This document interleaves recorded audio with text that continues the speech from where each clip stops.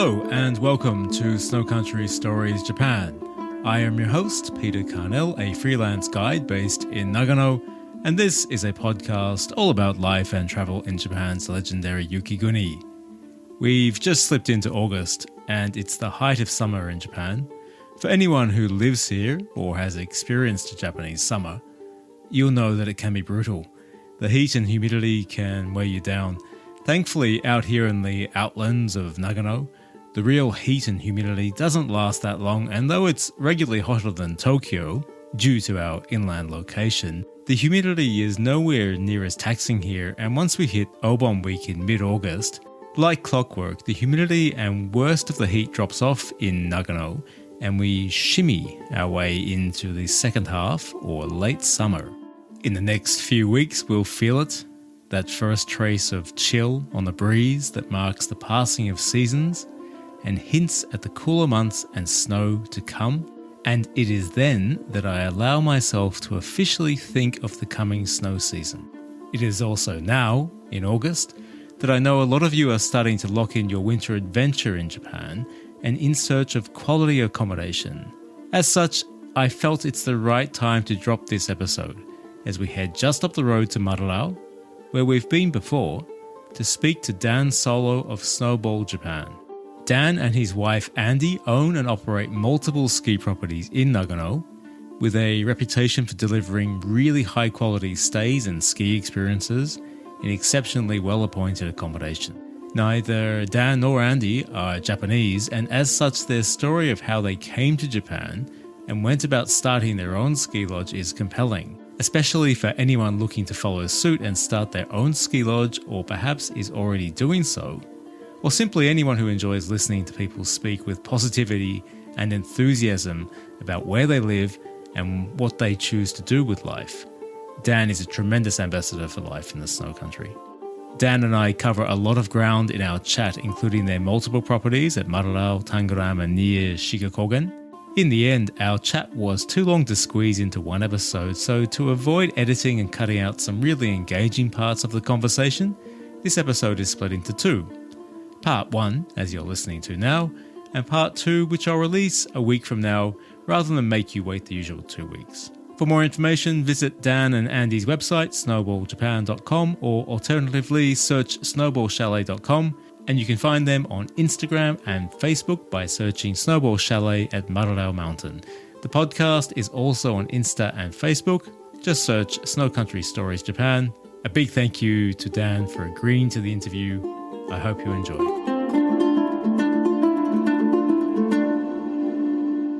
My guest on the podcast today is Dan Solo, owner-operator of multiple ski properties here in Nagano, which for many people I think is a dream lifestyle. So Dan, first question for you today. How are you doing? Good. Thank you, Peter. It's been a lovely day so far. We've had good chats.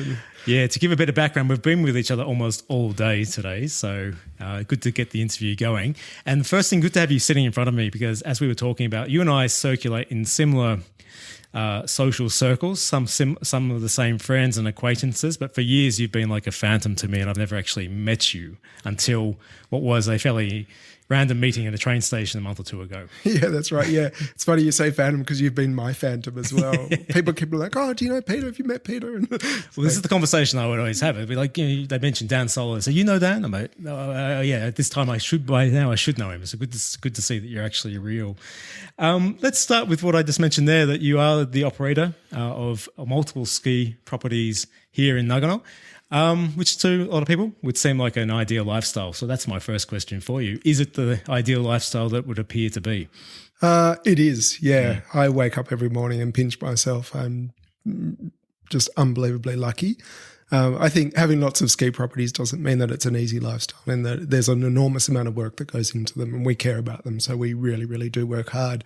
But it's also afforded us an incredible lifestyle living in the northern Nagano region. The winter here is the best winter that I can imagine. So having access to that is pretty exciting. It's my dream come true. And worth mentioning there, because you are using the word "we," that it's a Dan Solo story, but not a one-man story. No, that's right. See what I did there? Yeah, Nice. I see that. I don't mean to be rude, but you're not the first person to do it. Come on, mate. I've been practicing that.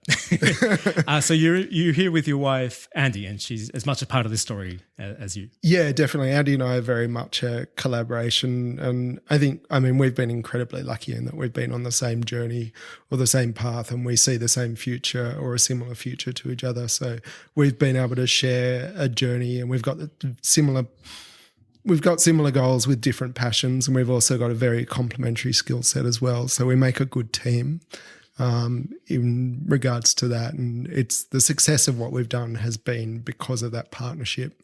So the story of you in Japan actually starts a long way back, as far as I understand, around 25 years ago in Niseko in Hokkaido. So can we start there? How did you first come to Japan? That actually wasn't the start of the story. The start of the story, which I didn't tell you earlier, was that in 1997, Andy and I came here with push bikes. And we just fell in love with the culture, the people, the food, the environment. It's a special kind of magic here, which is hard to describe to anyone who's not been here. You can describe the bits and pieces, but you can't describe easily how it makes you feel.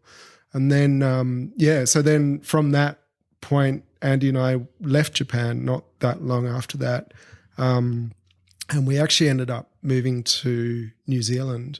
And in New Zealand, I did a adventure tourism course in avalanche safety management and raft guiding in the summer and avalanche safety management in the winter. And whilst we were there, we knew that there was a company called Snowwave, and they had a ski lodge in Wanaka that they just opened. So I called the owner of that company and said, "Hey, do you need anyone to run a ski lodge for you?" And he said yes, and employed Andy and I to do that.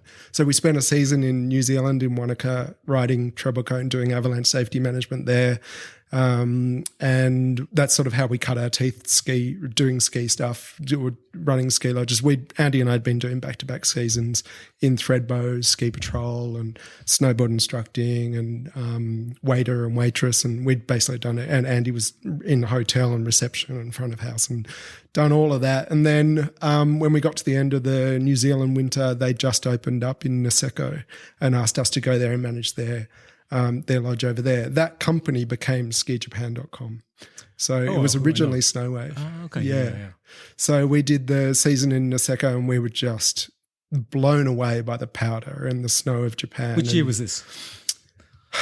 So I think it was 2000. The dementia's setting in now. I think it was 2000 or 2000. Yeah, so it must have been the winter of 2000, 2001. Then I came back a few more years after that as a guide for Ski Japan, or Snowwave at the time. And then in 2002, our plan was to buy a ski lodge in Niseko. Niseko back then was no development. That's a question I had for you. So we're talking. Oh, sorry. No, good. So we're talking more than 20 years ago. Obviously, the powder in Niseko, I'm sure, was just as good as the powder today. But what was the overall ski resort like? Because I've only known Niseko as the really modernized, full development that it is today. So. Yeah, it was very, very different. So it was basically a ghost town in that the ski resort was on the way to failing. So it had obviously had that boom in the 80s, like other ski resorts, all the 900 and something ski resorts, whenever Japan got to its height of ski resorts. And by the time we got there, it was pretty decrepit. There was very, very little investment, and it had gone in there for a long, long time. Ski lodges were closing down, and there was just that inkling that primarily Australians, had discovered Japan as a skiing destination. Off the back of the Nagano Olympics? What I don't know, actually. I think the first time I ever heard of skiing in Japan was in 96, and it was a friend of mine. So he had found Niseko earlier. There would have been no inbound operations at all at that point. The year that we were there, I think we had we were one of three companies that were running, and we were probably the most successful of those three companies, Snowwave was, and we had 400 guests for the whole season. That was 12 per week. So it was quiet, and it was wonderful. We were riding fresh lines all day long. The Japanese back then, they never ever went into the trees. It was seriously fun, and yeah, from that moment forward, I mean, it's dominated our destiny ever since. So that put the hook into you. Oh, yeah. And the journey from there, from that first season to, because you're from Sydney, as you said. Yep. And can I ask this, what is your background in Australia before you became the man you are today? I had a eclectic career. I started, the first job I had after school was surf instructor. And then after that, I was doing hospitality to put myself through university. Then got obsessed with snow and we were doing Thredbo ski seasons. Andy and I got married in Thredbo in the end. But we also, I did snowboard instructing for a few seasons and then ended up with after I did the avalanche safety management in New Zealand, I came back and got a job as professional ski patrol in Thredbo and we were doing back-to-back seasons until our son was born. And at what stage did you make that decision that you thought you want to go back to Japan, but do it in a more permanent sense, maybe you operate your own business? Oh, I made that decision in 1999 or 2000, whenever the first ski run was. But for us, after that first season that we did, I was doing in guiding. So I was running the tours that were, so no longer managing the ski lodge, but running tours that were into Japan with Snowwave. And Andy and I had decided to buy a ski lodge in Niseko at that time, which was before any investment had gone in there. There was no new buildings at all. Everything was old, but we saw the writing on the wall. What were the property prices in the Niseko I think back in the day? The property that we were looking at, I think it was 60,000 Aussie dollars at that time. Any regrets? Not jumping? Oh, totally. It's insane that we didn't just do it. It was ridiculous. We did the same in Queenstown, actually. There was a property in Queenstown that we almost bought, which was $60,000, 60,000 New Zealand dollars, which back then the Australian dollar was stronger. And we didn't do that either. I don't know why. How did you land on the decision to where you're set up today? So we're going to talk in a moment about your properties, the first of which was in Madarao, which is a resort which I think is familiar to a lot of listeners, especially if you've been listening to this podcast from day one. My very first episode was with Mark, who operates Madarao Mountain Lodge, and you actually operate the property right next door. We do, yeah. Mark and Avi are our neighbours and they enrich our lives in a really, really major way. So when did you acquire your first property and how did you land on the decision to choose Madarao of all the resorts you could have chosen? It was a bit insane, actually. So in 2015, Akira, our son, was 14 years old and we sort of realised that it was probably getting to the point where he was no longer really going to want to spend a lot of time with mum and dad.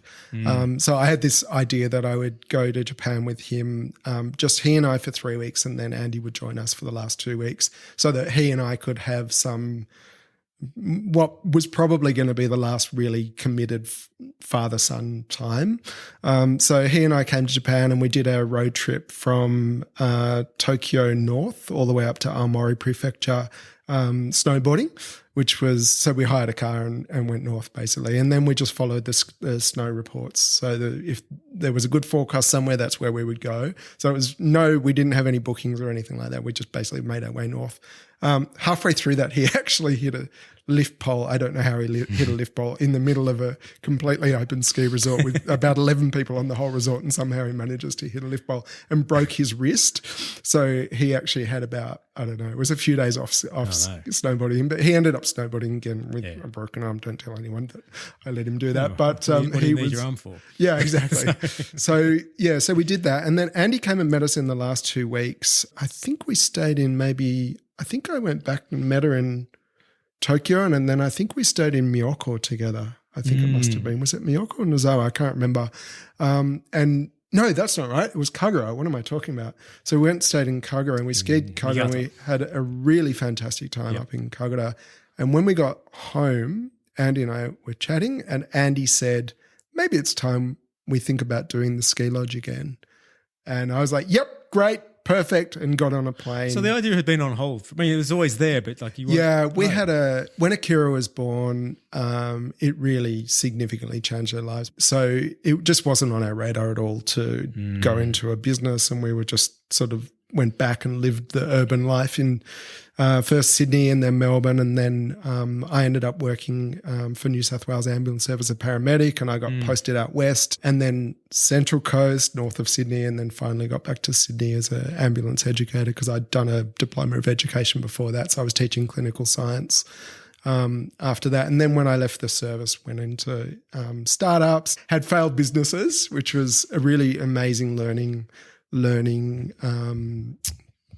opportunity. Mm-hmm. What we lost a lot of money, but what we learned was really, really vital. And I think that's been part of the success of Snowball Japan and what we're doing here.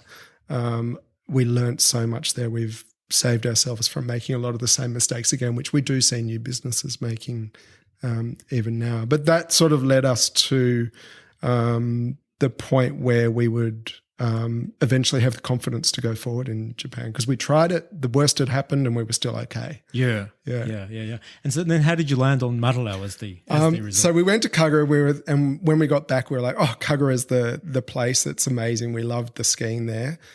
So in May, myself and two friends got on an aeroplane. Andy was working full time. She was working in the philanthropy industry and couldn't leave her job. So my two friends and myself came with the intention of trying to find a property for Andy and I to buy.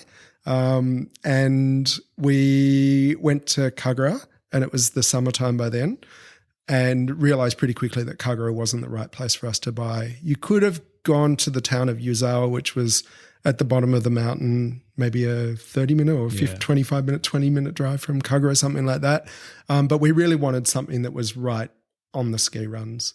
So that wasn't an option. So we're like, oh, Kagura is the perfect thing. But we got there, and really the village was beyond dereliction. There was dozens of properties that were abandoned and fallen down.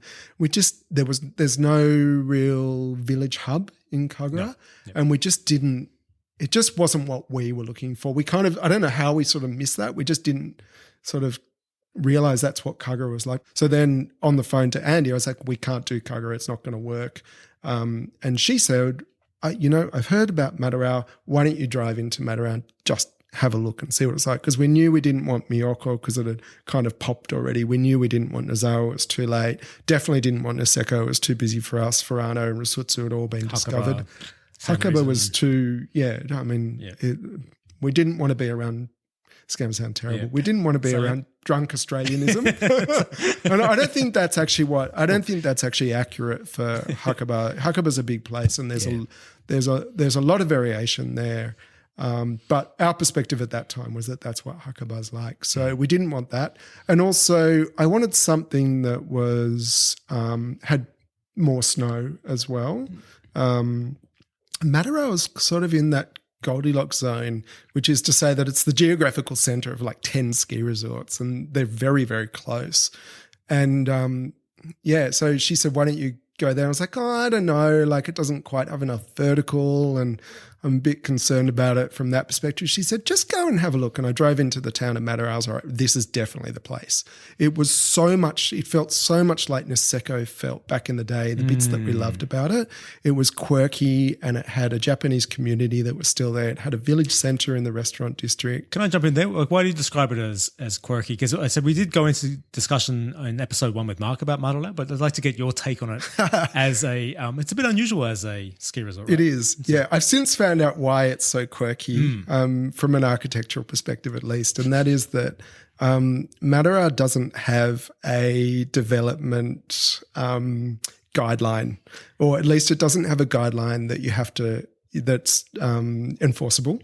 So technically you can build anything you want in Mararau, and that's exactly what people did. So like Pip Top, for example, which is one of the buildings in Mararau, it's a restaurant. It's 3 stories tall, and it's covered by pink tiles, and looks more like a circus house than a... Should be more of them. Yeah, that's right. Which I love, that quirkiness, but it is quite bizarre as well. Yeah, when we first arrived, it's no longer there, but there was another place called the White House, and the White House had I want to say maybe a 30 or 40 foot Statue of Liberty out the front. That's my memory of it. It may actually not have been 30 or 40 feet, but I think it was. It was very, very big. I've seen that. Yeah. So quite... Yeah, it just had a wonderful, quirky bizarreness, but it also had a plateau, so a village that was across a plateau that was halfway above the mountain, so you were sort of looking down into the valley floor. Right? You board your ski into the resort and then back up. Exactly. So it had that, and the views from not all the properties, but the views from some of the properties are really exceptionally stunning, and the year before, in 2015, the Shinkansen, the bullet train, opened at the bottom of the mountain. So Andy and I thought that sounded like a good combination of things. And at that time, with our budget, we didn't have a lot of money. So our budget meant that we needed to buy something in a place which was probably riskier. So Niseko had popped, Hakuba had popped, Miyoko had popped, Nozawa had popped. There was no way we were buying into those properties. Or if we were buying there, we would be miles away from the ski runs themselves. So drove through the town and fell in love with it and stayed in a number of properties there and didn't find anything and left. And then in September, we saved up money again, and myself and one of those friends, we came back to Japan, and we just focused on Madarao. And I booked every single property that was for sale that I could find was for sale. I actually booked to stay there one night in each one so that we could actually experience a nice what approach, they were like. Actually, yeah.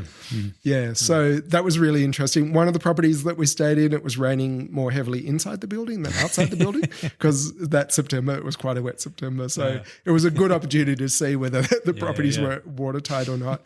And I'd been driving across, there's sort of like where the property is that we ended up buying, there's like a high road and a low road. And I'd been driving along that high road back and forth and looking down at this really, really gorgeous property with this lovely lawn. And it was like it was very quaint and very lovely. And I just was driving back and forth along it thinking, it'd be so nice to be able to buy that property, but that's, can't find it anywhere online. It's not for sale. And then Andy found on, I don't know, it was like page 27 of some random Google search result that she'd done 10 years earlier. That property that I liked the look of was for sale, but like years and years ago. So she said, why don't you just go and knock on the door? So I drove down there and parked out the front, knocked on the door, and in really, really bad Japanese, I said, would you consider selling your property? And with two hands, she grabbed one of my hands and pulled me inside. And she pulled me into this really, really tired and old but lovely, lovely home, which was a ski lodge, a 10-bedroom ski lodge, with cedar walls and cedar ceilings. And it was very tired, but it was so beautiful in there. It had a great feeling.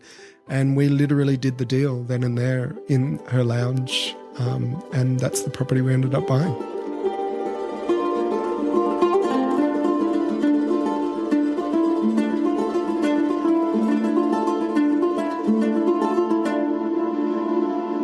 Both you and Andy are Australian. Neither of you are Japanese. And I think a lot of people who are operating businesses, particularly ski chalets, ski lodges, often it's couples and one of the partners will be Japanese and the business is going through them. Your story is different. So at this time you didn't have any visa to be in Japan, but you went ahead and bought a property anyway. Yeah, that's right. Andy and I, one of the parts of the story that I didn't tell you was that when we went to Kago, we also spent a couple of nights at Minakami and snowboarded Tenjin, Tanagawa Dake Tenjin Daira, which I always had wanted to ride at because I'd heard there was great backcountry and an interesting and odd resort as well. So we were sort of on that resort exploration time. In the onsen at Minakami, at the hotel that we were staying, there was this very, very odd redhead guy whose name was Roland, who I started talking to in the onsen, like onsens you do in onsens. One of the things that he said that he did was consult with Western people to help them to start businesses in Japan. So when Andy and I decided to buy a business here or to create a business here, we got back in touch with Roland. Ginger Roland from the onsen. That's right. Yeah, we actually called him the Ginger Ninja.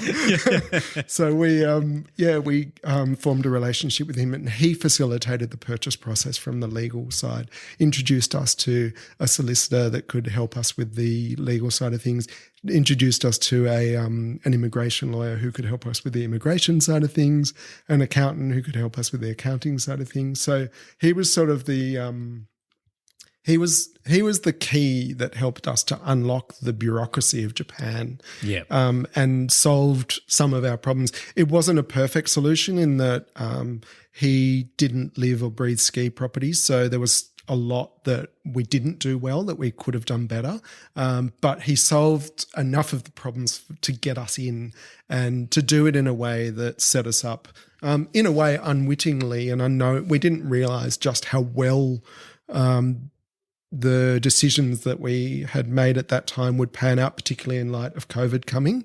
But the way we structured our business made it so that we were able to take advantage of the very significant assistance that the Japanese government gave to businesses. The reason we set up a Japanese company was because we decided if we're operating in Japan, despite the fact that the taxes are higher, we wanted to contribute to the community and pay tax here and pay pension here and be a proper part of the Japanese system, which financially is stupid. It was a really dumb decision. But in the long run, it worked out to be exceptionally amazing for our business. So we were lucky to have made that decision at that time. So I imagine people might be listening to this who are interested in following suit and doing something similar to yourself and Andy, who are not obviously Japanese. So one of the questions they might have is, how complicated was that visa process? How long did it take? The visa process itself was not that complicated, but the timing is of paramount importance. So my first visa, the visa I'm not on now is actually different. The visa I'm on now is a highly skilled professional visa, which is, I've got a 5-year visa now.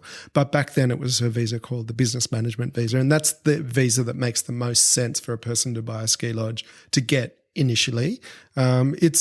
In the beginning, it's only a 1-year visa, so you've got to renew it every year, which after the first time seems to, or at least in our case, has been a bit of a rubber stamping of that. But what's critically important is that if you apply for that visa within your first year of business operations, you can use projected income as the income for your business, and you can be granted the business based on that projected income. If you wait till the end of your first year and then apply for the visa, which incidentally is illegal to work here without a visa.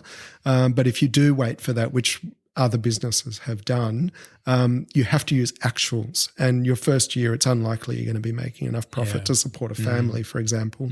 And it's much, much harder to get the business management visa. So if you come here, you put your projecteds together, you put your application for the visa, which is a bit of work. You got to do a business plan. Or I don't know what's changed now, but back then you had to do a business plan. You had to do which included the actuals.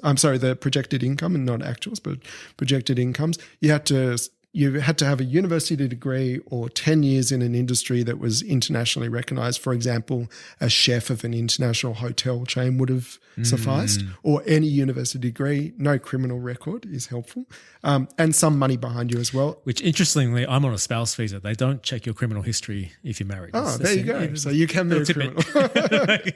Yeah, and the other requirement was at least a 5 million yen, which is about 50,000 Aussie dollars or 35,000 US dollars, something like that, that you had to invest, which obviously if you're going to buy a ski property, you're probably going to invest something at least that amount of money. Done through a immigration lawyer. Yeah, you can do it on your own. But the thing that we, one of the ways that we run our business is that there's a few things. One is we never want to look over our shoulder, so we never do anything that's illegal. To not do things that are illegal by mistake, you need advice, and you need to get advice from the people who know what they're doing. So you can apply for a Japanese visa yourself. You can do your Japanese taxes yourself. The chances of you doing it without making errors that could be interpreted as illegal is minimal. So for us, the places that we spent money on were the things that were like that. The idea was that if we dot our I's and cross our T's, we never have to look over our shoulder, even though it can cost us more money. So we used a company to prepare our visa application for us and basically explained to her our whole situation, sent all our documentation through, asked her to do everything for us. We provided all of the documents that she asked for, and we received the visa. I think it was only a couple of months back then that it took to receive the visa from start of application to it being granted. And then from acquiring the property, obviously the first thing I imagine you did was the refurbishment.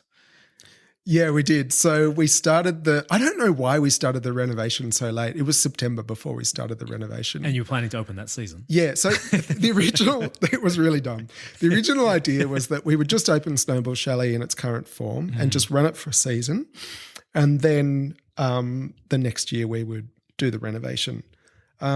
We then realized that it's very, very hard to overcome momentum. So if the expectation of our guests was that we would have a property like Snowball Chalet, it was previously called Pension Clover, which was unrenovated. The carpets were kind of threadbare. There was dust everywhere. It needed a lot of love.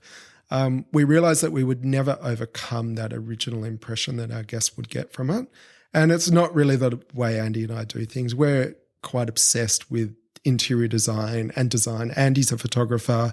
I did a Bachelor of Arts as my undergraduate degree. We care about art and the way things look, and also Japanese historical culture, Japanese architecture. We really wanted to pay homage to the Japanese aesthetic, which we couldn't do with Pension Clover, because Pension Clover was decorated with ducks that were framed and welcome to my home. It kind of looked like a 1960s American, idealized American home, which was quite, the style back then. Yeah, and quite common across ski lodges in Japan. Yeah, that's right. So they kind of thought that kind of thing was cool. So that's how they decorated. Homemade tapestries. Exactly. On the wall. There was no evidence of it being home in Japan back then. So we decided that we would do a total refurbishment, and also that Andy was adamant that we would have en-suites. So we put en-suites in. We basically stripped up every single surface that wasn't nailed down. We pulled up. We replaced carpets. We replaced all of the furniture, all of the lighting. We redid plumbing. We redid electrical. We really did a lot. It was, looking at it retrospectively, I have no idea how we did it. But on December the 20th, when we opened and the first guests were walking in, I was still upstairs vacuuming up sawdust on that day.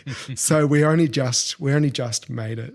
It was probably a bit mad. Yeah, no doubt. And how was that first season? We actually did a crowdfunding campaign that raised the deposit for the property. We did I can't remember exactly what we did. I think it was, if you did $2,000, maybe we did it.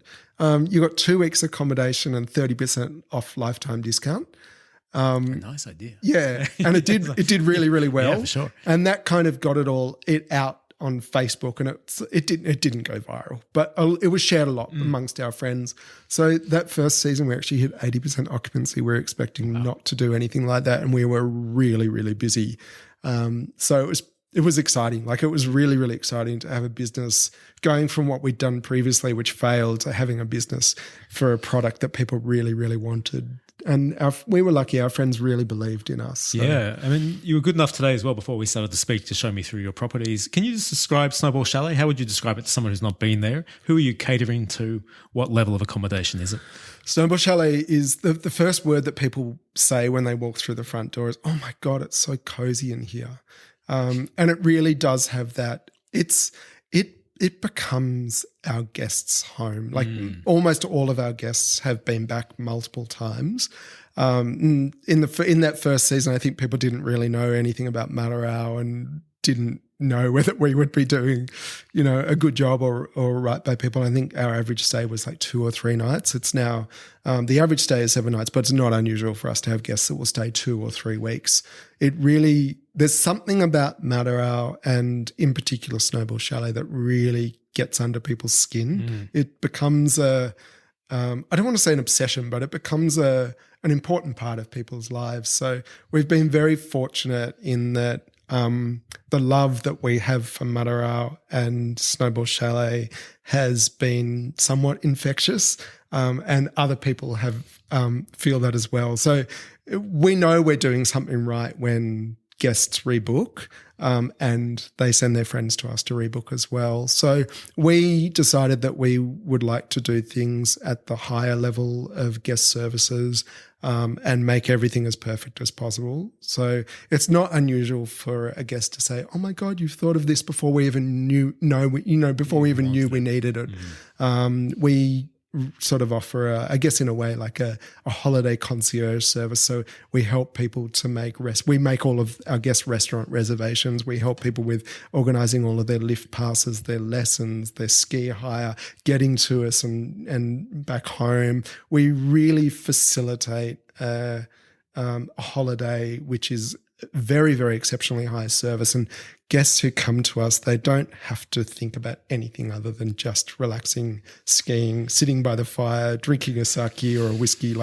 It's lovely. It's really lovely. Oh, that was my first thought when I walked in, because I think a lot of ski lodges, they're quite practical in their accommodation, because they figure the guests won't be there during the day. They're out there focusing on other things. They're going to come back at night, go to sleep, be back up and gone the next day. The first thing when I walked into the chalet today, I thought, there's no way I would extract myself from this lounge. I wouldn't board at all. I'd just sit here all day drinking. It's so comfortable.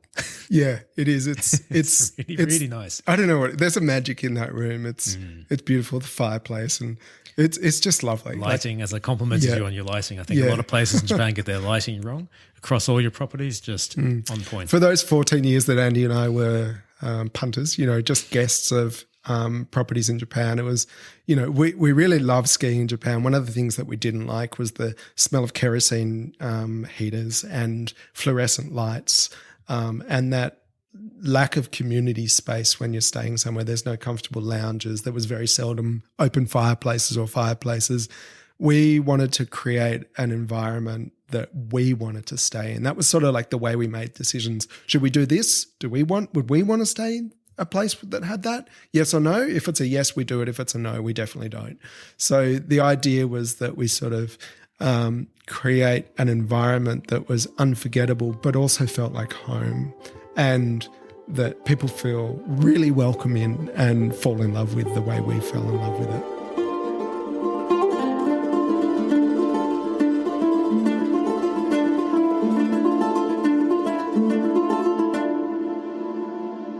So that's Snowball Chalet, but since then you've taken on, or you've built new properties rather than the refurbishment you did of an existing property. So can we jump on to those, Dan? Which was the next property you took on, and why? So the why is probably because we could.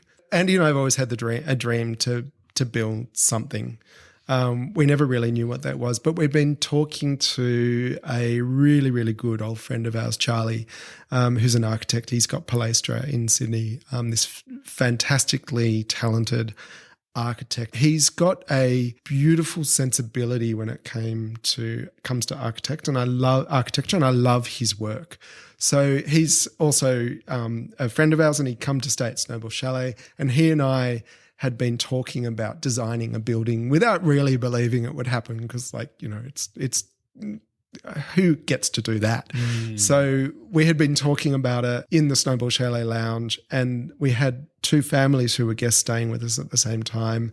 And I had been talking about it with Charlie. Oh, what about if next door, we own this block of land next door to Snowball Chalet, and what about if next door, and we did an apartment, and Dan, one of our guests, pops his head up over the couch and says, I'll buy one. And then Rachel, who was sitting opposite Dan in front of the fire, goes, we'll buy one too. And Rachel said that she had been looking to buy something in Japan for 10 years and had never done it because it just all felt too difficult and too complicated, and she didn't trust people to look after it, and she didn't know how she would manage it, and she didn't know how to actually go through the buying process, and it was all too scary and too hard, but said that if you guys can help us with that component of it, then it would mean that we could buy our dream property. So Charlie and I were like, oh, that sounds great. And I was thinking to myself, I don't know how on earth we're ever going to raise the money to be able to do this. That was in January of 2020. And then 2 months later, or actually COVID had already started by that point, but within a month, COVID really happened, and then 2 months later, it was all on lockdowns. Plus, that was a terrible snow season that year. Yeah, the 2019 snow season was really bad. And it was funny because I spent the whole season complaining to myself in my own head, oh my God, I've only had 15 powder days and this is a disaster and da-da-da-da-da. But another friend of mine had been traveling all over Japan that season on a snow odyssey. And when he got to Madarao, he was like, oh my God, the snow here is so good. And I'm like, what are you talking about, Brendan? It's rubbish. He said, no, this is better than everywhere we've been. So Madarao's got this sort of unique, something that makes it really unique is that it's in this incredibly intense snow shadow. If you look northwest from the peak of Madarao, you see the Sea of Japan. So if you get a northwest airflow, it comes off everyone knows about the snow machine of Japan. You get freezing cold air coming off Siberia, hits the Sea of Japan, picks up moisture. First mountain range it hits, it condenses over and dumps a load of snow. Well, that's Madarao. So Madarao has that, but it's combined with it's almost all of it is north facing.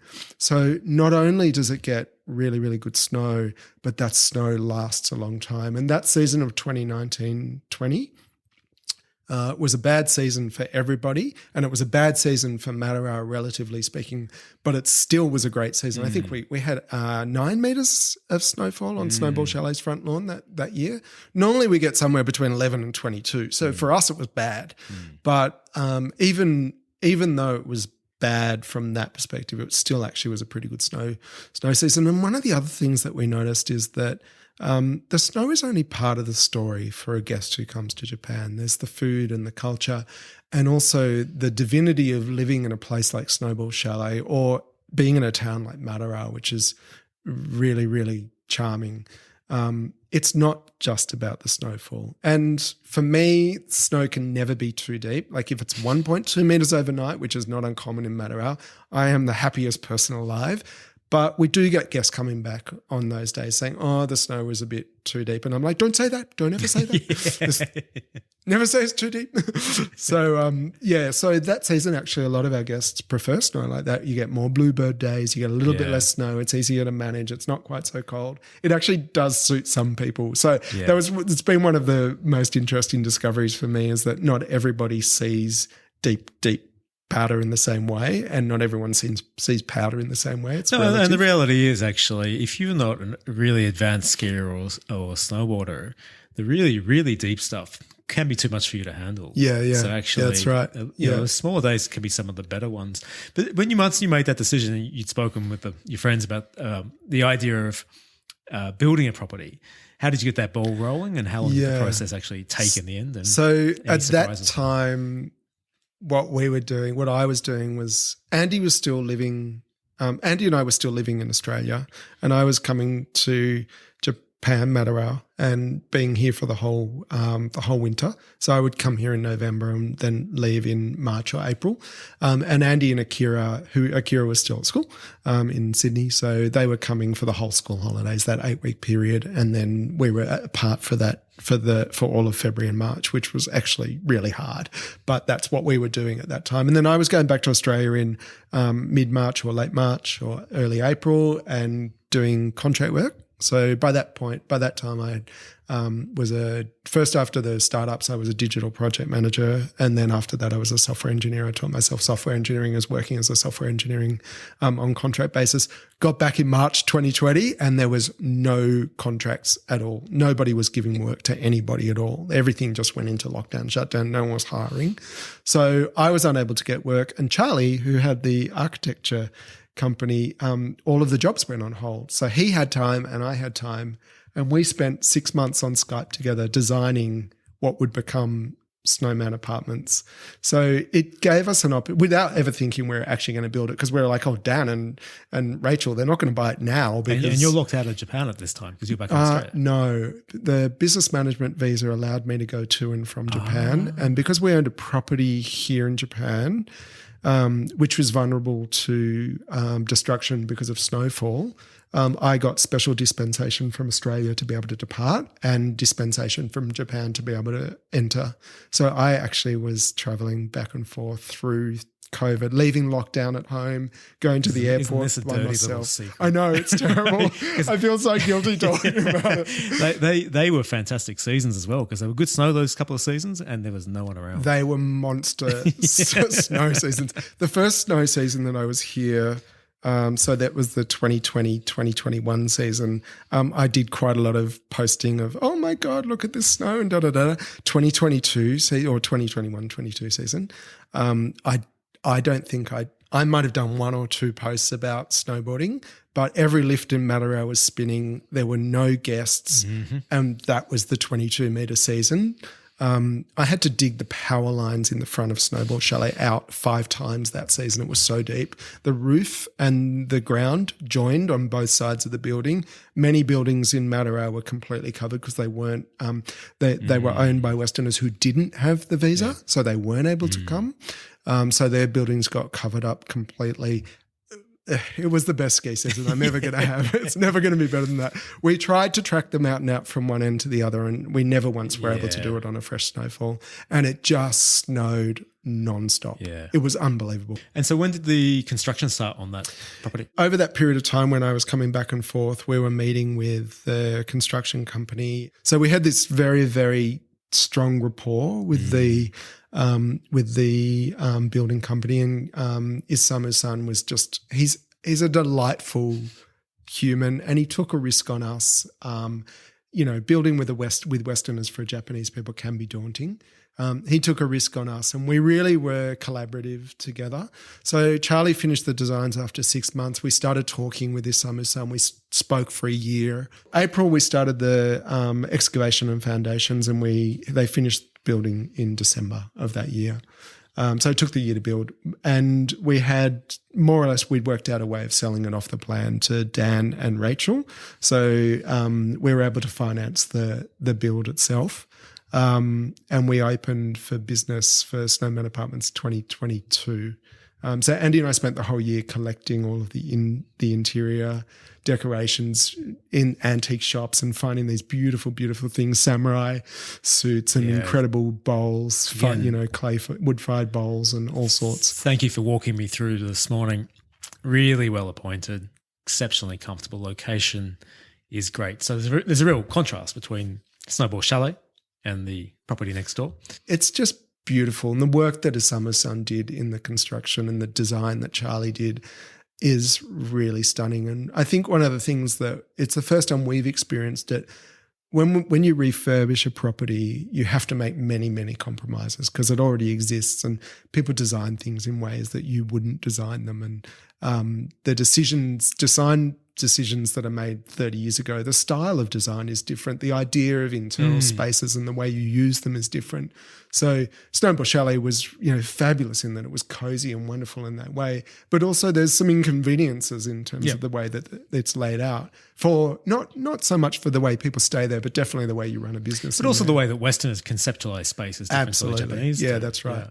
So building Snowman Apartments was such a pleasure because there's compromises in that building as well. There has to be in every building, and particularly because the land is steep there. So that meant that there were compromises that were made, but very few compromises. So it was nice to build something and to have an opportunity to have input into the design, and also to have so many less design compromises. That's it for the first half of this episode. As mentioned, the second half will be available in a week's time. In the second half of our chat, we go into detail about Dan and Andy's other properties, including Shiki Tangaram on the Tangaram side of Marurao and Yukimi Sano in Yamanochi near Shiga Kogen. Dan and I also go into a lot more detail about the many ski resorts accessible from their properties and his suggestions of what to look for anyone on the prowl for a good ski resort to set up their own lodge. Once again, their website is snowballjapan.com or alternatively snowballchalet.com. And you can find them on Insta and Facebook by searching Snowball Chalet at Marurao Mountain. Talk to you again in a week's time. Bye for now.